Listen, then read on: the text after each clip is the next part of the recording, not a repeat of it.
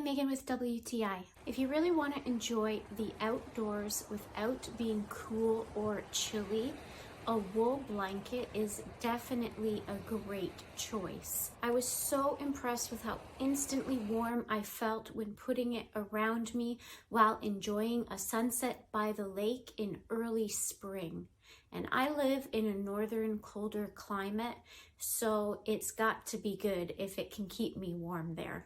Keep in mind that because this is 80% wool, it does smell like wool, but as it airs out, that smell gets less and less. And I am super impressed with how soft this blanket is, considering it is made of wool.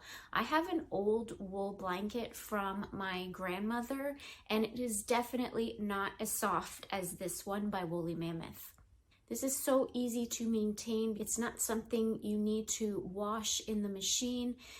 You can just shake it out to give it a nice clean look. This is such a huge blanket, but look at how nicely it lays out on my king size bed for a size reference.